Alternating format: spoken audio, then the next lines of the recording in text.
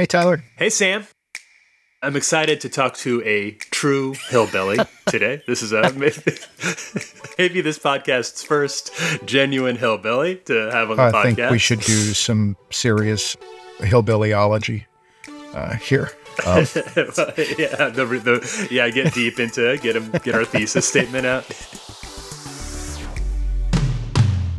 Welcome to ApocryFUN. On every episode of this show, we talk about a popular, influential, or at least lucrative Christian book from the 90s or 2000s. We'll talk about how it shapes American Christianity and our own personal spiritual journeys with this book and how it's aged in our current dystopian Christian nationalist hellscape. And on this episode, we are talking about Hillbilly Elegy. It's a little bit of a different book for us than some of the usual, the 90s and 2000s, comfort core Christian books that we usually talk about. This one's a little more recent. Sam, let's start with talking about you a little bit. What is your history with Hillbilly Elegy? I should open this the way I should open everything, by apologizing to my mother, because she's from Louisville, and when this book dropped, I thought, oh, this is kind of the peak, or maybe the nadir, depending on how you think about it, of the concern over the white working class and the plight of the white working class in America. And there was a lot of stuff that was kind of leftish that I was seeing, and I saw that this book had come out, and I thought, oh, well, Mom might like this. And Mom, who is more politically conservative than I am, hated it. And I hadn't read it yet. I just thought, oh, this is like a book about Kentucky, and maybe it has some socially progressive stuff that we can talk about in it. And then I read it after you emailed me, and I was like, oh man, I figured this was bad because the guy turned out to be such a twerp, but I realized it went this hard. So my mom is from Kentucky. My dad's from North Carolina. I grew up deep in the mountains in North Carolina, that part of the Appalachian Mountain Range. So, part of the reason that I wanted to talk to you for this book is that I think I called you on the phone, kind of the bizarro J.D. Vance story. You grew up in a similar area to him. He's Ohio. You're in the mountains.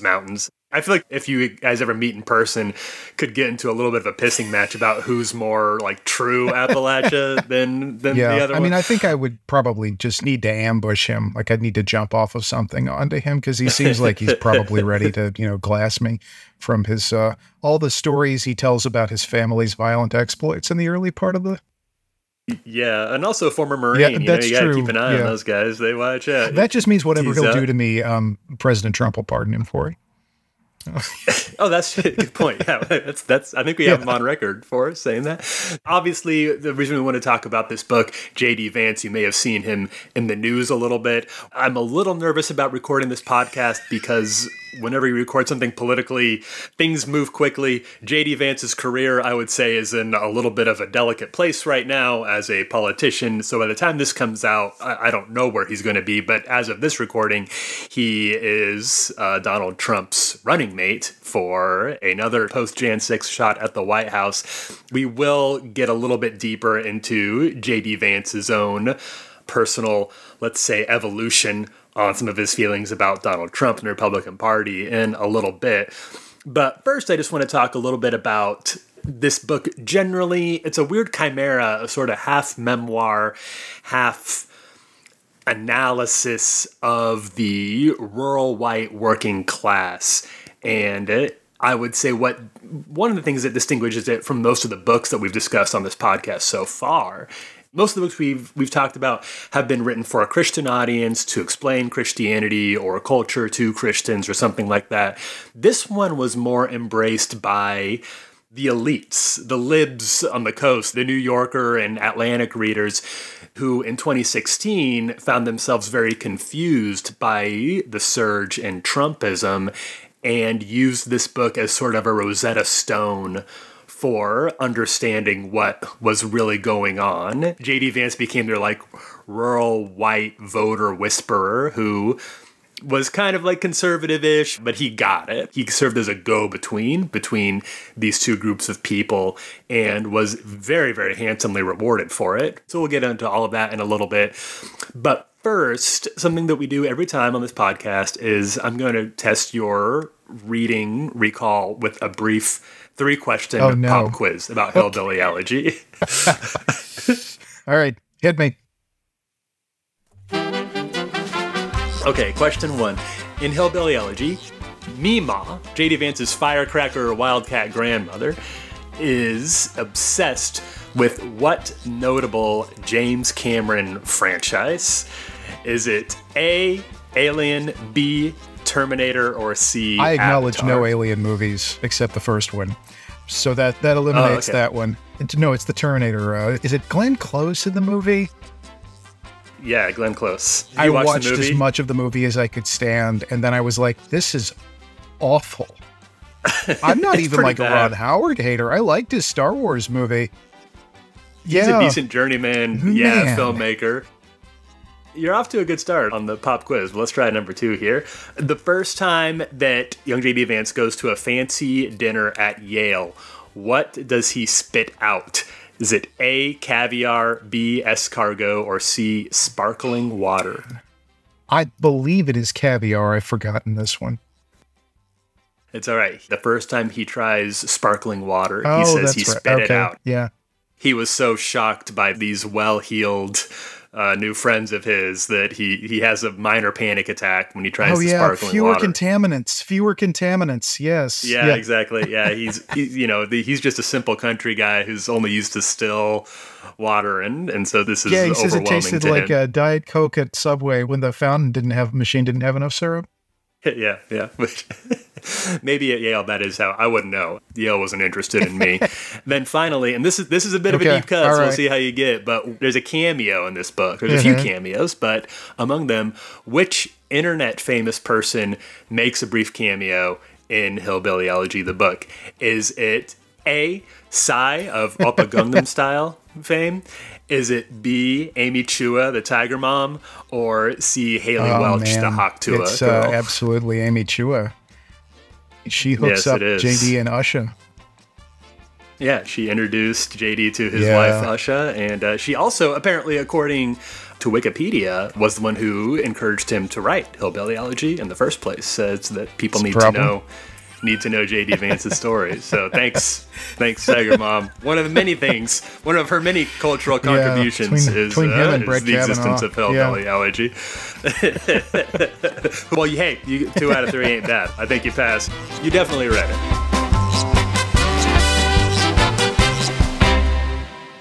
Let's talk now just a little bit about why we picked this book. And I guess what it's really doing on this podcast. You read it for the first time in preparation for this, which, thank you. I don't think anybody has ever actually done the homework in such a quick turnaround time. Just before we get really, really into it, can you give me sort of your 5,000-foot analysis of some of your takeaways from it? It's a bad book. It's a bad memoir, and it's a bad analysis of the social phenomena he's claiming to address. As a psychological profile, it's absolutely fascinating. It is such an intense, vision of self-hatred redirected outwards.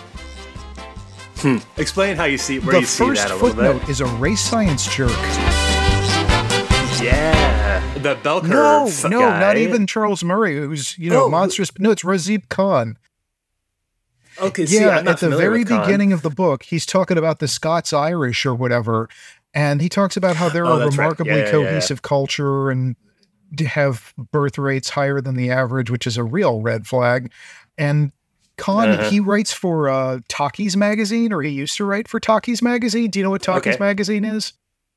I do, it's but maybe like tell an everybody extremely racist, right-wing blog to give you a sense of how sort of off the rails it is. The editor, John Derbyshire, wrote about how black people were dangerous, and the National Review fired him over it. So too racist and too like obsessed with race science for the National Review is what's going on there.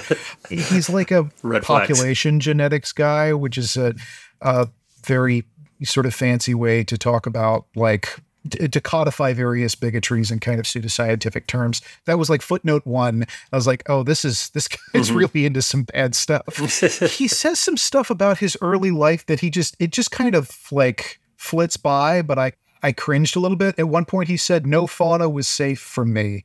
Like, okay, so we tormented animals as a child. That's not, yeah. And then there are other things that he kind of slips in that are like, they trouble his main kind of poverty narrative a little bit, where he says that his uncle owned a timber business and raised horses. And, you know, he keeps talking about marriage rates and birth rates and so forth.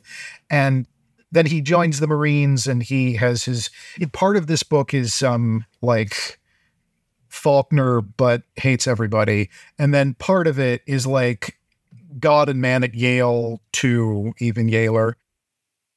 Yeah, his social climb into the academics, then VC set it gets pretty boring, honestly, towards the end. That part of the story is just not interesting at all. The fact that he has so much contempt for these people and then imports all their class resentments into Yale. Like, who do you like, JD? Like, find me a person you think is okay. I searched the book for one and couldn't find it.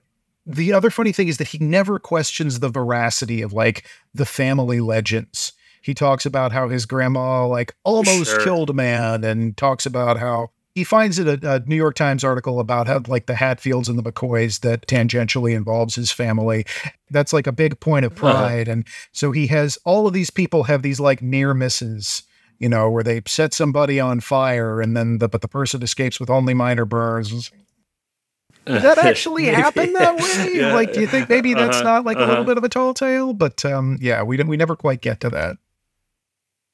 I think that's a good summary of a lot of his origin story, which, I guess I shouldn't say it. He took issue with somebody calling it an origin story a while back. It's a childhood or something. He doesn't like that. But whatever, it's characterized by so I guess just to back up a little bit, he grows up in Middletown, Ohio, raised largely by his grandparents and his sister sort of bouncing back and forth. His mother has a lot of substance abuse issues. There's a lot of sort of casual violence. Like you referenced that at some point maybe somebody was set on fire. There is a lot of that sort of like my crazy family, and the crazy stories, they can be sort of like folksy crazy and also sometimes very dark and legally actionably crazy. And they go back and forth between that a lot. That is about half of the book. And then the other half of the book sort of gets more into like the analysis that we were talking about earlier. Like, here's what's really going on with the kind of poor people that I grew up around. And he puts a lot of motive on them. He sneaks a lot of analysis into why they are the way they are. He talks about a cultural crisis. A lot of it is like kind of bootstraps. Like, I just didn't know anybody who knew how to get off their ass and get back to work and stop feeling so sorry for themselves and make the necessary sacrifices to do what he ended up doing, as he puts it, to, you know, become obviously very financially successful and now politically successful as well. And he's doing this sort of performance. I want to be careful how I say this, because you and I are both cisgender white men, but like, it's not totally dissimilar from what Republicans seem to expect of like Herschel Walker. It's a performance of a certain kind of background that has nothing to do with his present circumstances. I don't think he quite understands the way that factors into his kind of ascent up the social ladder. He says he feels like a fish out of water, but then all that means is that he's overcome incredible odds and so forth. It never occurs to him that like he may be proving to these people that they were smart enough to recognize the exception to the rule that Scots-Irish people from Central Ohio are shitless good for nothing. Again, I hate to keep harping on this, but he really ascribes so much like agency, not even necessarily to the individuals, but to their genetic. He says at one point that talks about the Hillbilly Highway, which is the sort of migration from rural Kentucky into Ohio to these kind of manufacturing jobs. He says at one point that the hillbillies were more fertile and procreated more often than the natives. And I was like, well, I don't think we're talking about the Iroquois here. Do you mean do you mean the native Ohioans? And he does. And I was like, that can't be what the footnote says. It is absolutely not what the footnote says. The footnote just says they had lots of kids in Ohio, and then they all moved because they had lots of kids and there was no work for them. But again, it's crucial to his sort of self-conception that he come from sort of like tainted stock and somehow overcome it. And I think that, to your point, if you read this book, and like I said, this comes out June 2016, very, very fortuitous time for a book like this to land, right when people were sort of scrambling for some sort of magnifying glass onto this region and this community. And it just appears there, you know, and people just grab onto this as a real tome of wisdom that could explain, like, zoo animals, these white rural people, to people in New York and LA.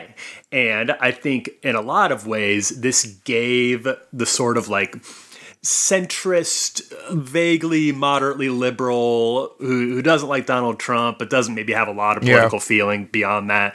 It sort of gives them permission to be like, oh, well, these people are just kind of lazy and they're a little bit backwards and they're folksy. And I think a lot of unless you're really paying attention to the footnotes, of which there aren't all that many considering how many broad claims he makes about the region, if you're not really paying attention to it, then a lot of the racially strange stuff really flies, you know, under your perception of it. And this book is pitched as in a lot of reviews and a lot of the acclaim that it received, as a very compassionate look at these people, and as a very like kind, like, you all, you know, Saturday Night Live makes fun of the white rural voter, but here J.D. Vance gives them the kindly treatment they really deserve. And I did not find this to be compassionate at all. Yeah, I found it to be quite cynical about these people. And like you said, J.D. Vance seems like he both resents where he came from, but also equally resents kind of the crew that he ended up with. So I'm not sure he's a man without a home. I disagree with that. Well, I don't think it's wrong that he despises everybody. I just think it's wrong that means he's not at home. I think when you get to the upper echelons, like the super competitive Yale weirdos, like, they're absolutely comfortable being despised, especially, you know, intramurally. It becomes a whole weird competitive thing. I see what you're saying. Just an Ouroboros. Yeah, because there's you know, you talk about scarcity mindset or whatever. Nowhere is there a more pernicious scarcity mindset than among, like, aspiring billionaires. And I think, you know, way overanalyzing him here, but I think part of the reason he kind of rejects his sort of rural upbringing is that there's not enough to go around, and there is thus like a certain generosity of spirit and a refusal to like condemn people for doing stuff like using drugs and sleeping around. You know, all just the white trash stuff, like, doesn't meet with the kind of opprobrium he clearly feels it really deserves. And so he ascends to this kind of higher order where the most successful people hate everyone, including themselves. And I think that's where he deserves to be. He's also not from Appalachia.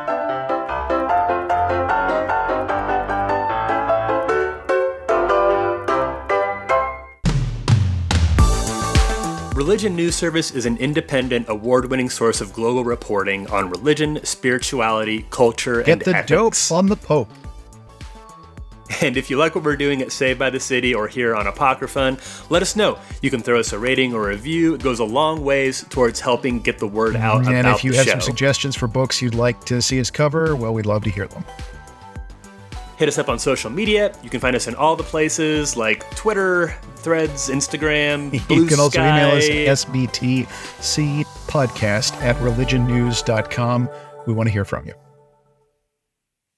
Okay, so part of the reason, like I said, that I wanted you on this is because, honestly, when I was looking around at a lot of the early reviews that this book came out, which were overwhelmingly positive and were almost, I would say, sort of a media sensation, when I came across something that was more critical or negative, it tended to be people from Appalachia who sort of saw through a lot of the narrative that was being weaved here and just didn't strike people who actually grew up there as true. But you're saying his Appalachian heritage is a little squishy. The thing that happens when you pick a VP candidate is that you want that person to help pick up areas that you might not win otherwise.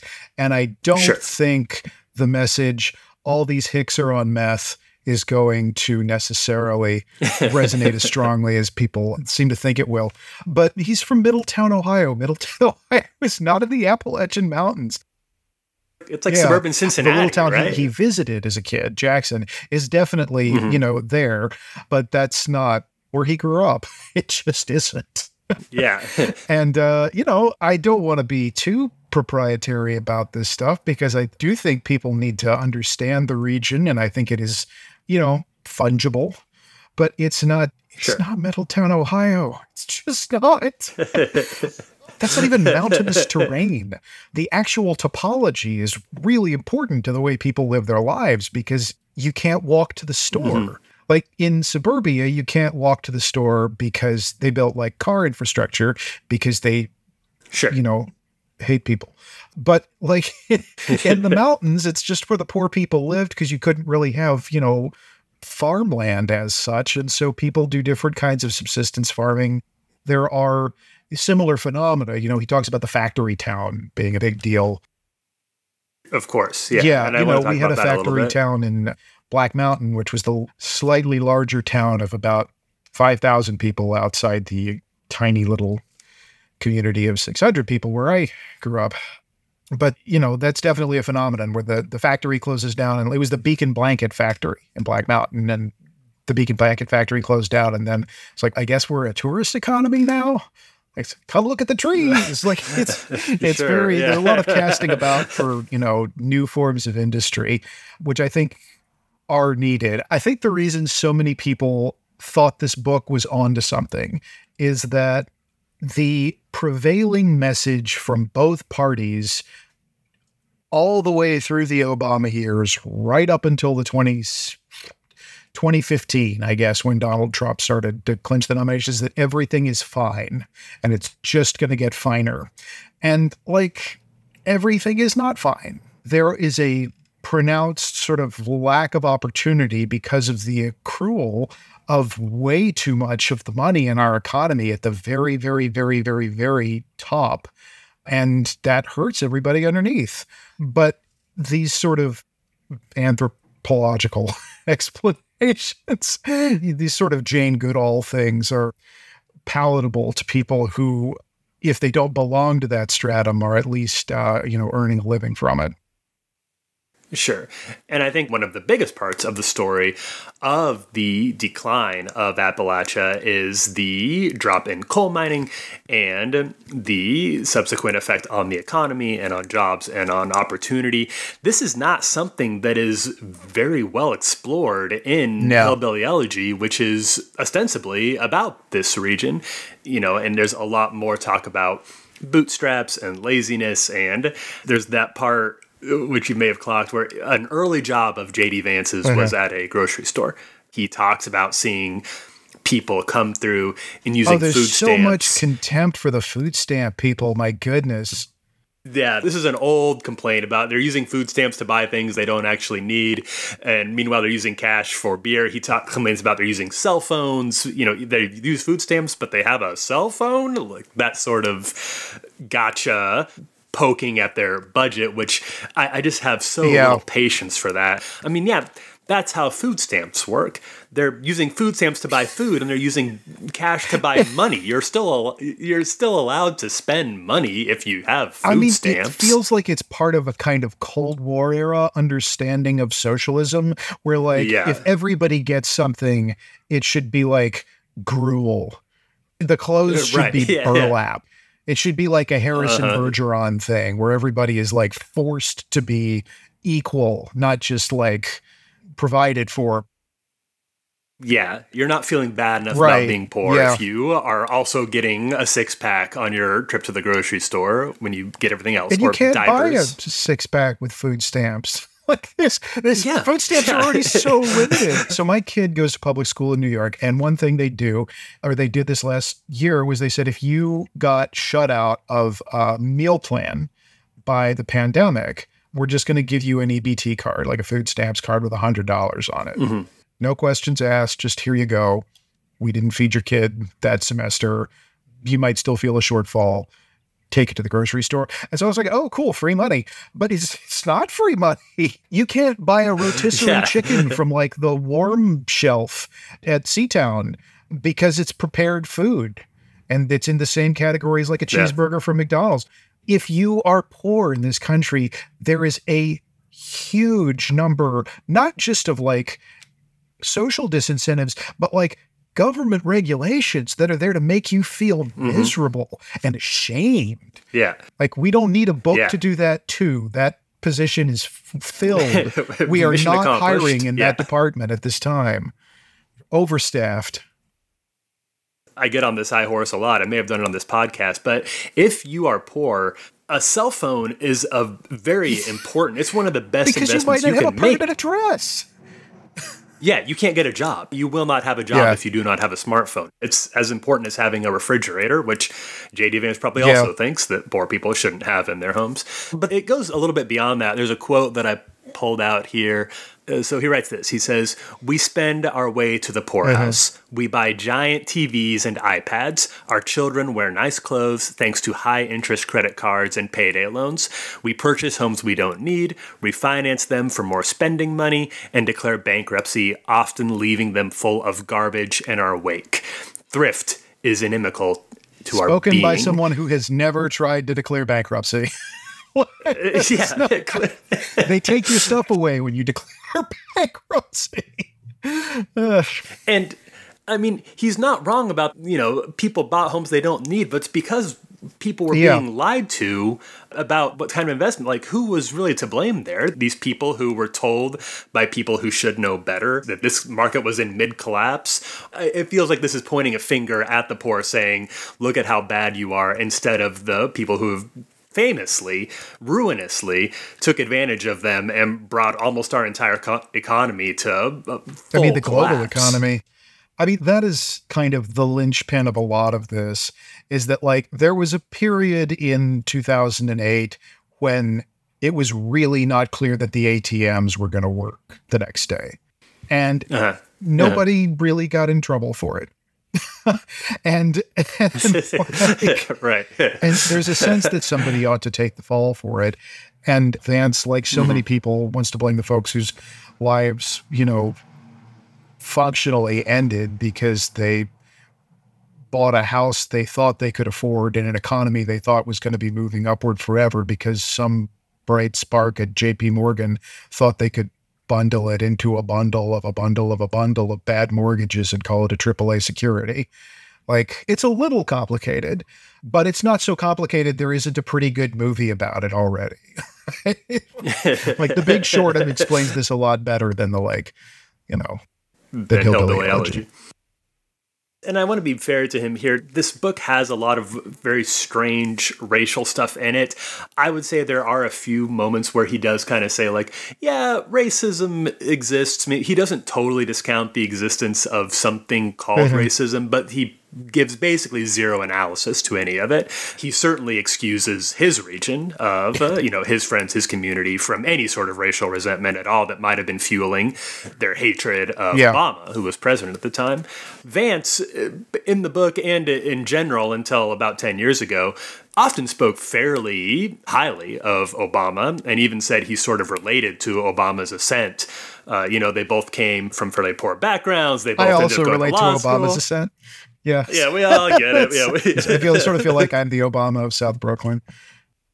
It's a very guy thing to do, is to find somebody who's like, I know I'm not Batman, but, I'm not. You squint a little bit, and I can brood sometimes. I'm a little bit, like, you just find the guy who's you with all the stats turned up a little bit, and then say, like, I'm mostly that guy. One thing that we haven't really talked about with this, and is sort of an underdiscussed part of Vance himself, his legacy, since we're doing this on Religion News Service, and this book is ostensibly about evangelicalism, is the spiritual journey of J.D. Vance, which is a little bit unconventional, especially for somebody from the region. He is raised evangelical, and I can't really tell from the book if it's like Bebbington's quadrilateral evangelical, like a deep theological interest in evangelicalism, or if it's just sort of the cultural evangelical in the sense that we're not anything else. Dad's exactly. Pentecostal. Which, am I right that Pentecostalism, you find more of that in Appalachia than you would in your average part of the South or the Midwest? I think so. Pentecostalism and Seventh-day Adventism are probably... there's a really good book about all this stuff called The Evangelicals by Francis Fitzgerald that I wish I remembered more of. But yeah, I mean, that's my sense. I do think it's interesting that he says that the fallen world described by the Christian religion matched the world I saw around me. One where a happy car ride could quickly turn to misery. One where individual misconduct rippled across a family's and a community's life. When I asked Mama if God loved us, I asked her to reassure me that this religion of ours could still make sense of the world we lived in. I needed reassurance of some deeper justice, some cadence or rhythm that lurked beneath the heartache and chaos. And I don't find that contemptible. I think that's a very honest reaction to the world. And I think there are kinds of Christianity that can affirm that in good ways, and there are kinds of Christianity that can affirm it by telling you that this is all a function of individual, personal depravity. The sort of contempt you feel is reasonable, is justified by, the existence of sin. It seems to me that there's a certain type of Christianity, mostly Protestant, although certainly it seems like maybe more common in Catholicism in America, that just sort of sees existing hierarchies as almost divinely ordained, or certainly as the natural right of things. And it seems like there was a time based on some of what J.D. Vance wrote both here, and he wrote for the National Review for a little bit. He's done some work for First Things, where something in his faith was motivating him to question some of those things in a way that I think is healthy, and I think probably is the beginning of a lot of people's sort of process of what they call deconstruction in those circles, where they're like, wait, why are things the way they are? Why was I taught that poor people are somehow like just maybe a little more naturally sinful than people who are able to afford all their needs? That does not seem to be part of his current, at least public, portrayal of his religious beliefs, and certainly not of his socioeconomic beliefs. But you can see little hints of it here and there in ways that I think are interesting and just make me wonder, who is this guy, J.D. Vance? We don't really know. His opinions and beliefs on these things have changed so much without any real transparency as to why they've changed. It's hard not to assume the most cynical possible reasons for it. Speaking specifically of this was very much a period of the sort of, I guess, the deconstruction movement and so forth, and a lot of the ex-evangelicals coming forward. And all of the guys with the sort of more conservative bent who decided they were going to leave evangelicalism around this time, including Vance, this happens after the book is published, became adult converts to Catholicism and now hate the Catholic Church. Yeah, they became their own kind of Catholics, where it's like, we're not so much into Pope Francis, but we're Catholic. Trust they us. Try and find the worst, most racist encyclical from World War II to justify what they have to say about the Jews. They want the Catholicism that helped establish the rat lines into Argentina. I just really want these guys to schism already. It's the most insufferable contingent of co-religionists I know of, and I say that advisedly. My grandfather was a pastor. I have met some Christians. The ones I want to just go off and form their own commune somewhere are these trad cat guys who all grew up, snake handlers and now are ironically practicing Latin Mass.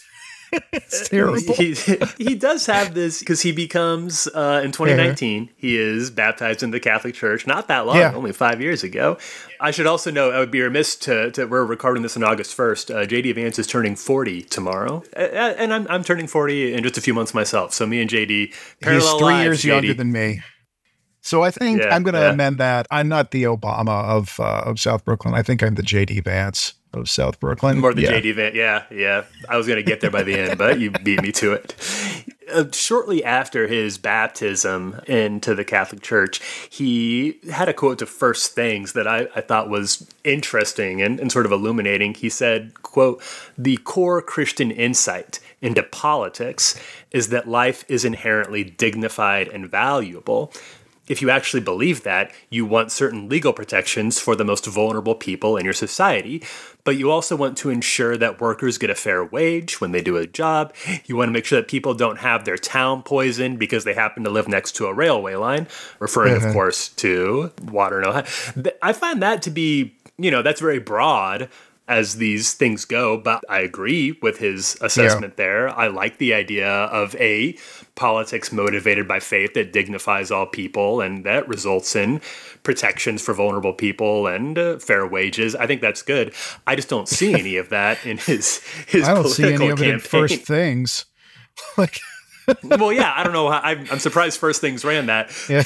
My sense is this, that his star started to rise in 2016 when it sure looked to him like the sort of well-heeled moderate that their time was nigh, that was going to be the cleanest direction to influence, and it had served him very well. Obviously, he was already doing quite well in the venture capitalist space at that time. And since then, that sort of conservative has become sort of a dinosaur and certainly has no sway over the future of the Republican Party as we know it, which may have motivated him to lean further into these more extremist far-right spheres. Now, Sarah Jones, in her review, would disagree with me, and she would say that he has always been the guy that we are seeing on stage right now who just hates childless women, maybe kind of doesn't like women that much, generally speaking, and this is just sort of his true colors coming out. I kind of agree with Sarah think? on that one. Sorry, Tyler. But he's, as I say, he's already deep down the race science rabbit hole on like page 5 of this book. There's so much just simmering below the surface about, population genetics and so on that I think is really pernicious. And it's also quite hard to find. It's harder to find now than it was. There was a period when Stephen Baker was putting Steve Saylor in the best American science writing, which is pretty dark if you know who either of those guys are. But it's really... Again, this guy's younger than I am, and I don't remember being sort of intensely exposed to these ideas of like racial superiority. But I do remember when I did kind of find them as a leftier journalist, they tended to come not from disreputable, pseudo-Klansmen or whatever, but from these kind of bow-tied, extremely obscure, like recently disgraced academics. That part of the right wing has always been very upper crust. I mean, which kind of makes sense, right? Because they conceive of themselves as inherently superior. But there was a period not too long ago when it was like naughty to make like racist jokes if you were an intellectual, and that's done. Somebody said the other day that the entire Republican platform comes down to whether or not they can say the N-word in public, and I think that's true. And I think that is really what made these guys so mad about Obama, is that he really ended the era when you could travel in elite circles and just be really just flagrantly racist, and look at your own achievement in those circles as evidence that your racism was grounded in reality. That little tautology, I think, is very deeply present in his work. And I think because he has so much intense contempt for the people he came from, it troubles him, and he kind of goes around in circles about it, because on the one hand, he has achieved this sort of like extremely high social status, but on the other hand, he's fruit of a poison tree. So, yeah, I mean, I think the misogyny is buried in there, too. in Hillbilly Elegy, Hillbilly. but I think it is there as well. He protests a little too much about loving his mama and so forth, because he has all of his stories about her are just like about violence or deep emotional vulnerability. He tries to have sympathy for her, but he dwells so long on like everything bad that she's done. You know, in part, that's the duty of a memoirist. Like, this is the stuff that formed him, and you want him to be honest about it. Sure. But I do think it metastasizes into a kind of sexism that really puts him in good company alongside, like, Blake Masters and Peter Thiel and the rest of the kind of weird pervert brigade. That's an interesting, because he's ended up in sort of an interesting space now, especially with his ascent to the ticket, where the two spheres that he thought he was bridging or was trying to bridge between the moderate liberals and the conservatives, he's not doing that anymore, obviously. And even I think most of the liberal American would no longer really want anything to do with him now that he's on the Trump ticket. But what he is doing is a slightly more nuanced version of that, where he is trying to bridge the white evangelical vote, your average Christian voter, sort of kind of single issue with like abortion and maybe some like LGBTQ issues, and the stranger, even kind of weird wing of like would-be tech billionaire, hyper libertarian weirdos like Peter Thiel, with whom he probably at this point has more in common with, generally speaking. But you do need both of those now to win an election as a Republican. But it's a very uneasy alliance because these guys have really very little in common besides some of their views about race. And probably the only person who has ever successfully like managed to get those people in a room together to agree on things is Roger Ailes. That was decades of supremacy because he could get, you know, the weirdos from the cybernetic culture unit in the UK and the Stanford guys who were kind of their counterparts in the US to all come together with their theories about racial superiority and, you know, transhumanism with like anti-abortion people and anti-gay people in American Christianity. And I think even within that block, right, like you still have cradle Catholics, and then you have like adult Catholic converts who are kind of just another offshoot of evangelicalism. So I don't even think the pro-life alliance is like without significant fissures at this point. And also, I mean, you also just have to reckon with what happens when you tell people they can't have their miscarriages removed over the last few years. That hasn't been cracked yet. You don't want to be the party of pediatric maternity, but that's the hill they picked. It's been interesting to see this book that seems so geared towards the liberal intelligentsia. Like, I did not know a lot of Christians or evangelicals who actually read Hillbilly Elegy. That was not a book that took off when I was working. At the time, I was working at Relevant Magazine. That book was just really not on our radar. Nobody tried to set up an interview with J.D. Vance. It wasn't really happening there. But it has ended up pushing his career into those circles. And I can't quite understand how that rubber band snapped. It's very backwards, isn't it? You look at various sort of avenues into the mainstream for, I guess, conservative Christian intellectuals. And you have the National Review, you have Christianity Today. They're sort of organs of Christian thought that are explicitly, about that promote, I guess, a kind of intellectual language that rhymes with the sort of theological I guess material you're hearing at church. And that's not what you're getting from Vance at all. This isn't apologetics in any sense. And I think that is probably why he resonates so strongly with, people at the Atlantic and the Times of the New Yorker. Sure. He is trying to master a different argot, and it is the language of the extremely wealthy and powerful. But the effect on Christians is that they have yet another guy who's kind of put forward as their avatar. And this has been a weird decoupling over the last few years, is that people, I mean, Trump is kind of the main one. You have somebody who has nothing to do with church life, nothing to do with seminaries, nothing to do with theology, who has become the spokesperson, I mean, essentially for the whole religion, despite the fact that, you know, huge sects have just rejected him out of hand. So I think during the George W. Bush administration, there was this big worry that Bush would not be Christian enough for conservatives to embrace, and that he needed to kind of bear hug them and be buddies with Rick Warren and all this stuff. And he did. It kind of set us on the track that I think ends with Trump. I don't really know what happens after that. I hate to sound so skeptical and cynical on a religion podcast, but I just think the effect of this movement, of which Vance is now the avatar, I don't think Trump is like necessarily even seen as a Christian figure now. People just hate him. He's just like a, you know, racist sex creep. He went to speak to a group of pastors and just pleaded with them, say, I love you, my beautiful Christians, or whatever. And he didn't do that voice, but those are his words. But I think Vance is like now just sort of the end state of this thing we kind of did to ourselves over the course of the Reagan and Bush administrations.